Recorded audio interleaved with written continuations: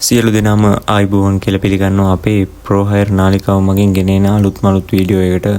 අපි අද කතා කරන්න යන්නේ A level එක විෂයක් වුණත් සමත් වෙලා යන්න පුළුවන් රජයේ රැකියාවක් ගැන. මේ රජයේ රැකියාවට විශ්‍රාම වැටු පවා පිරිනමන බව රජයෙන් ප්‍රකාශ කළා තියෙනවා. 2025 3/14 ඉඳලා 2025 4 වෙනි මාසේ 14 වෙනිදා දක්වා අපිට මේ රැකියාවට ආයුධම් කරන්නත් පුළුවන්. අපි අද බලමු මේ රැකියාව ගැන මොකද්ද පරිසර අමාත්‍යාංශයෙන් දාලා තියෙන්නේ කියලා. මෙම රැකියාව පරිසර අමාත්‍යාංශයේ වන රක්ෂණ දෙපාර්තමේන්තුවේ තියෙන රැකියාවක්. වන රක්ෂණ දෙපාර්තමේන්තුවේ B2 නිලධාරී තනතුරට බඳවා ගැනීමක් කරනවා කියලා තමයි මේ ගැසට් එකේ සඳහන් වෙන්නේ. මේ ජොබ් එකේ පඩිය වශයෙන් අපිට 45540ක් දාලා තියෙනවා අවුම් වැටුප. මෙම තරතුරු මේ රැකියාව විස්තීර්ණ රැකියාවක් කියලාත් අපිට ප්‍රකාශ කරලා තියෙනවා. මේ තියෙන විශ්‍රාම වැටුප ක්‍රමයේද පිරිනමන බව ප්‍රකාශ කරලා තියෙනවා. මේකේ වයස් සීමාව තමයි අවුරුදු 18ත් අවුරුදු 30ත් අතර. අපි බලමු දැන් අධ්‍යාපන සුසුකම් මොනවද කියලා. අපට සාමාන්‍ය වේල විභාගයේදී එක් වරකදී සිංහල හෝ දෙමළ ඉංග්‍රීසි භාෂාව ගණිතය විද්‍යාව ඇතුළු විෂයන් 4කට සම්මාන සහිත විෂයන් 6කින් සමත් වී තිබීම. ඒ කියන්නේ සාමාන්‍ය පෙළ සාමාන්‍යයෙන් පාස් වෙලා තිබුණා නම් මේකට අයදුම් කරන්න පුළුවන්. උසස් පෙළදී එක් විෂයක් තමයි මෙතන ඉල්ලන්නේ. ඒ කියන්නේ එක විෂයකට S එකක් තිබුණොත් ඇති. සාමාන්‍ය පෙළදී නම් මෙතන කියන්නේ සිංහල හරි දෙමළ හරි ඉංග්‍රීසි හරි ඒ තුනෙන් එකට සම්මානයි තියෙන්න ඕනේ. ක්ලාස් C එකක් තියෙන්න ඕනේ. ගණිතය හා විද්‍යාවටත් හා තවත් මොන හරි විෂයන් එකකටම සම්මාන 4ක් තියෙන්න ඕනේ කියලා තමයි කියන්නේ.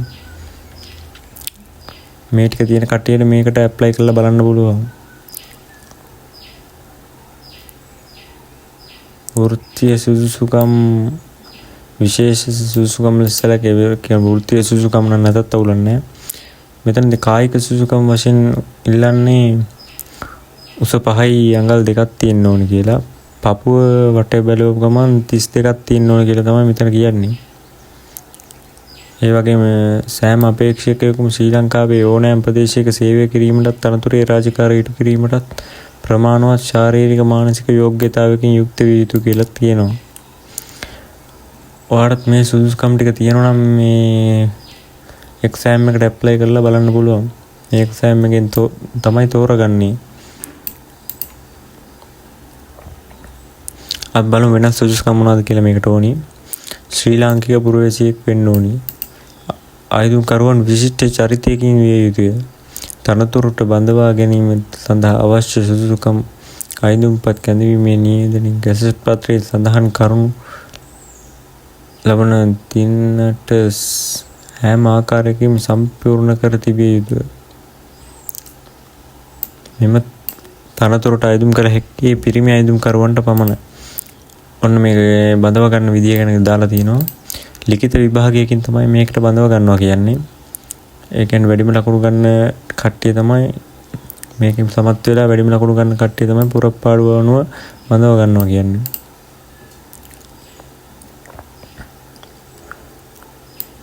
පැය එකක පේපරයක් තමයි මෙතන දෙනවා කියලා තියෙන්නේ. බුද්ධි පරීක්ෂණයේදී තාක්ෂණයේදී පැය 2යි ඒත් ලකුණු 100ක් දෙනවා කියලා තමයි කියලා තියෙන්නේ. ඔයාලා මේ එක්සෑම් එකට ආයුධම් කරන්න නම් ඔයාලා යන්න ඕන www.donet.lk කියන වෙබ්සයිට් එකට ගිහිල්ලා මෙන්න මේ එක්සෑම් එකට ඇප්ලයි කරන්න පුළුවන්. ඔයාලා කවුරු හරි ඉල්ලනවා නම් මට පුළුවන් මේක ඇප්ලයි කරන විදිය ගැනත් වීඩියෝ එකක් ගෙන්නන්න. ඇප්ලයි කරන ගැන විදිය ගැනත් වීඩියෝ එකක් ගෙන එන්න. මේ එක්සෑම් එකට විභාග ගාස්තු වශයෙන් රුපියල් 600ක මුදලක් ගෙවීමට සිදු වෙනවා කියලා දෙනවා. මේක නම් අපේ ඕනම ATM කාඩ් එකකින් ගෙවන්නත් පුළුවන්. ඔන්න ඕක තමයි වීඩියෝ එකෙන් මට ඔයාලට කියන්න ඕනේ. මොකද ගොඩක් කට්ටිය ආසයි රජයේ ජොබ් එකකට යන්න. එයාලට අධ්‍යාපන සුසුකම් අඩු කට්ටියට ඕන නම් මේක try කරලා බලන්න පුළුවන්.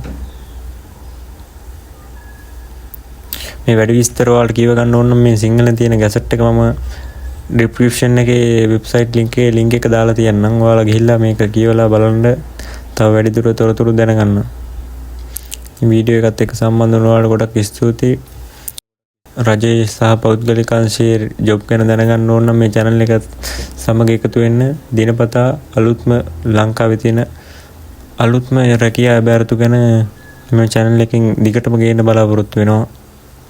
ලංකාවේ ඇති රැකියාව පිළිබඳ ඉක්මනින් දැන ගැනීමට අපගේ channel එක සම්බන්ධ වී සිටින කියලා ඔයාලට ආරාධනා කරනවා. අපි අලුත් වීඩියෝ එකකින් ඉක්මනටම හම්බෙමු.